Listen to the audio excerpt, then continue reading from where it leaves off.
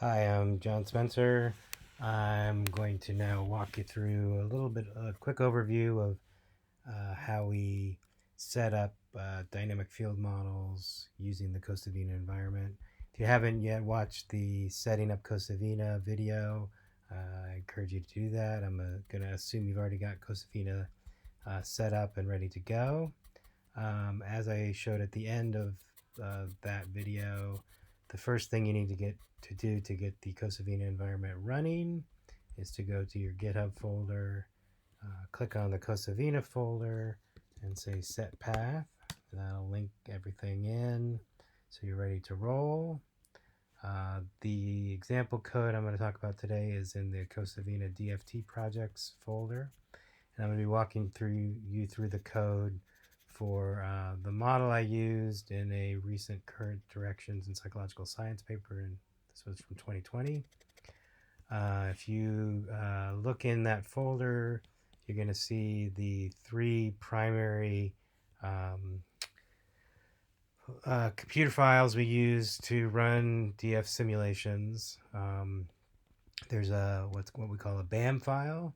The BAM stands for Batch Auto Multi-Core, which I'll explain in a few minutes. There's a GUI file, which is just a visual display of the model, and then a SIM file. This is going to be the kind of core elements of the model itself. So I'm going to double click on the SIM file, and we're going to start there. The model I'm working with today, again, is from a paper from 2020. Let me rotate the view so you can see that. This is from 2020 paper, The Development of Working Memory, published in Current Directions in Psychological Science. In this paper, I simulated a one-layer dynamic field model shown here. I also had a memory trace that was actively running for this model, and the goal was to highlight some central concepts regarding the development of working memory. So if we start with the SIM file, this is going to be kind of the core, the actual model part of the model. It's using an object-oriented environment called Cosavina, and it's pretty simple to set up this model, as you can see from the code on the screen. The part in yellow is basically the model. So first thing we've done in the simulator is we've added 3 stimulus inputs because I wanted to highlight, in this example, the capacity for visual working memory, which is around 3 to 4 items in adults. So I created 3 Gaussian stimuli that I was going to use in the simulator. As you can see, these have a field size, which is the X dimension in the field. In this case, feature space, for example, color space. I've got the excitatory height of the Gaussian. The next parameter is, this is the width of the Gaussian, the strength of the Gaussian, which I've set to 0 because I want the stimuli to default to being off in the simulator. And then the position of the initial position of the stimuli, which is just I've set to be 1/4 of the field size. So the first input would start off on the left, the next one will start off in the middle, and the next one will start off on the right. The last 2 parameters here specify whether I want the Gaussian to be normalized and whether I want it to wrap around in the field. And those are not necessarily in the right order, doing that from memory. I should say, while I'm here, if you go to your Cosavina folder on GitHub, you'll see a documentation file.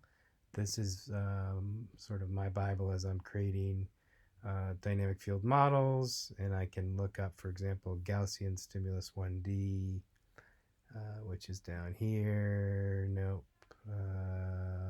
There it is, Gaussian stimulus 1D. If you click on the hyperlink, it takes you to a description, and you can see I was wrong about the order.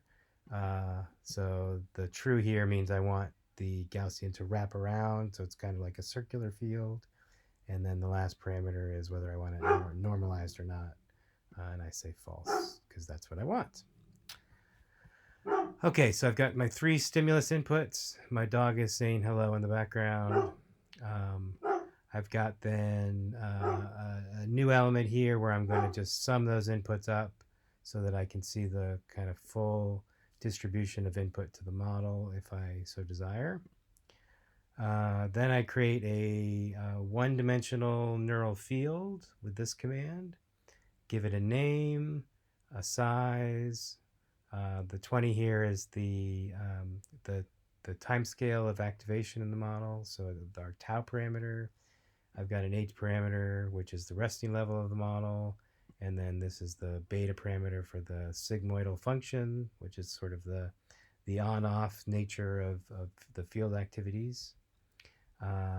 So this bit that I'm highlighting here defines the field, and then in this case I'm going to give it an input, which is the stimulus sum, which is the object I created here, so that when I activate any of these 3 stimuli, they'll be summed together and then input to the neural field. This element here, shifted sum stimulus, is stimulus sum is simply, sometimes we use that for plotting purposes, so that the activation builds from the resting level of the field rather than from 0. So that's simply for display purposes. I actually, you can see it says for plot at the end here. I don't think I'm even using that element in this simulator. Then I want to add a memory trace to the field, because that was one of the key aspects of the 2020 paper, is to think about how learning and development interface with working memory. So to create a memory trace, I use the memory trace function. I give it a name, memu, a field size, a build rate or timescale, a decay timescale, and then this parameter here sets the threshold for when activation in the field is sufficiently high in order to grow a memory trace. The input to the memory trace is the output of the field activity. So by using the output here, it means we're going to sigmoid the field activity, meaning we're only going to grow a memory trace where there's sufficiently active field, where there's a region in the field that is sufficiently activated. This creates the memory trace, but then we also want the memory trace to influence the activity in the field. So we're now going to do a projection, a Gaussian projection, from the memory trace into the U field. We give this a field size, a width, a strength, which I'm going to initially set to 0. And then again, we've got those options to specify whether we want it to wrap around and whether we want it normalized or not. And then the input to the Gaussian kernel is going to come from the output of the memory field, or the memory trace field.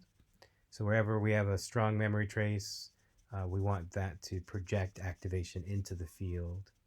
And the last parameter here is basically, this is the input to the kernel, which is the output of the memory trace, and then the result of convolving the output of the memory trace with the kernel goes into field U, meaning it has an influence on the field activities. Okay, next we have to define the local excitation surround inhibition function for our U field. So we do that here using the lateral interactions 1D command. We specify a size, a width of excitation, a strength of excitation, width of inhibition, strength of inhibition, and then the strength of global inhibition. And you can see I've set a lot of these parameters to 0. As you'll see when we get to the next step, I'm going to actually load a parameter file which will kind of overwrite the values that you see here. The lateral interactions operate on the field outputs, meaning any sites in the field that are sufficiently activated contribute to the lateral interactions. And the result of the convolution is input back into the field. Okay, next we've got a noise element. So we're going to create basically a distribution of white noise that is size of field size. And then we're going to create kind of wavy noise by convolving our vector of white noise with a Gaussian kernel. And that's got the same structure as the Gaussian kernel 1D that I already discussed. And then the last couple elements here, I'm going to create a history element so that I can store the running history of the model, which you'll see I'll use in the GUI. And then also can store the history of a single individual trial. And actually, as I look at that, I don't think I'm using that in the simulator at all either. I've got a boost stimulus here and a history of that boost stimulus. And again, I don't think I ended up using that in the simulator either. These were just ideas I was playing with as I was writing the paper. The last section in the sim file is just define some element groupings. This code is basically, I plunk this at the bottom of all my sim files, and that ensures when I use any of the objects I've created up here in the GUI that they become available for the GUI. So I'm going to end this little walkthrough of the sim file, and then I'll move on to both the BAM file and the GUI file in the next video.